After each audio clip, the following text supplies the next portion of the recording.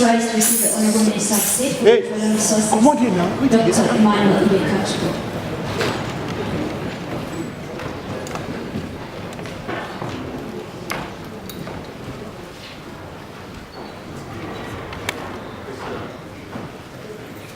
You're welcome, sir. We request the ES of the PTDF to please join him up here. And while we're still standing, we will take Commercialization program, comment on this, but we will follow tightly the sort of deadlines and the events that we've set aside. We should be able to achieve that. However, it is an aspiration. We have a 2030 United Nations aspiration deadline. We are saying to ourselves we want to be as fast on this as possible, likely because we have commenced quite a few programs, even before the United Nations declaration of the deadline. So we're basically working on that. Like I said, the available records are showing that you've almost achieved over 75% of that. So we should be able to hopefully target end 2020. If we don't succeed in 2020, we'll not go on to 2021. I think sometimes we leave the substance and we spend too much energy on the niceties of timeline.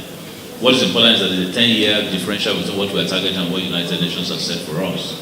So there's enough time within which to do this, but I like to push my folks. I think that if they follow what has been agreed, what the consultants have presented, what we've signed on to, the programs that we've started, I think we should be able to work towards that deadline. Thank you. The second question was on LPG penetration and the absence of infrastructure. It is a key component issue. I've said in very many forums that over $30 billion required for infrastructure in the petroleum sector in this country.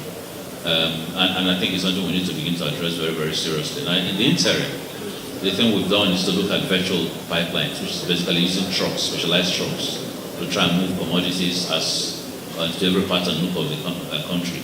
And we're setting up under the LPG penetration model, like we said this morning, we're setting up LPG penetration distributors. And so they're the ones who pick up the LPG from the manufacturers of the MPG, put in their own filling plants and cover a given systemic area that has been set out. And they will obviously have trucks to pick it up from the south and take it into the north. Final solution, obviously, at some point in time is that we need to have all the infrastructure we need to run this efficiently. But we cannot continue to wait for those infrastructure. Like, you know, the Ferries Uptake Council has approved quite a series of them, the OBOB, AKK, all of them. But it takes time to build. Some of those are being private sector funded. It takes time to put those in place. I don't think we can justify any more wait to move on and begin to put solutions in place without having to wait for those infrastructure. So that's what we're trying to do. We said gas flare is a major issue. There's no country in the world that's not flaring gas by virtue of their operations. We are 75% compliant, means that some serious work has been done historically up to this point. We're trying to target 100% compliance. So I don't think it is fair for us to say, look, we're pushing back. Certainly in the 3 years or 4 years that we've been here under His Excellency President, we've achieved those 75% timelines. We have put in place a gas policy. We have gazetted gas play commercialization. We have begun LPG deployment. I think, and we've begun to task oil companies on the need to clean out their sites. DPR has become digitalized in such a way that you can see the sites, you can identify them, you can identify productions that are careless, and the ones that are caused by natural hazards of production. So a lot more strictness has been put in this. That's why I can confidently say that given what we're doing today, we can shoot towards the goalpost that we set for ourselves. Nobody put that goalpost to us, we did.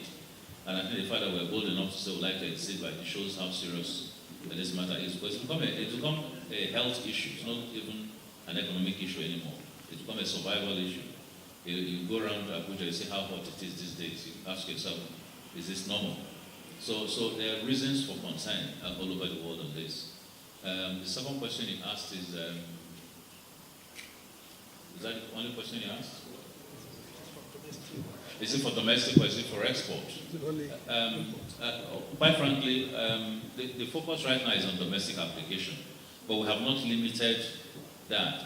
I'm very interested in meeting my DSO obligations. How do I get enough gas into this country? I think it's a misnomer to be exporting massively when we don't have enough to deal with power, we don't have enough to deal with agriculture. It just doesn't make sense. So my emphasis is to move as much gas as I can locally. Now, obviously, that can be hindered by, like somebody pointed out, infrastructural deficiencies here and there, but we need to focus on how to target those. Storage for gas LPG, for example, in the country is very small. Only those that are available in Lagos.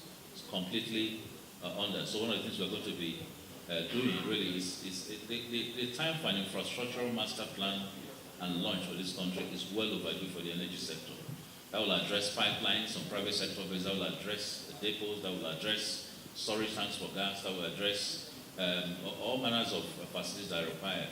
And it's obviously very much up in the sort of plan that we have in the president's second term.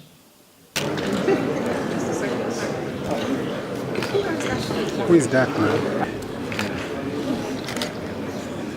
Thank you very much. And I think here, Honorable Minister will address the press crew here.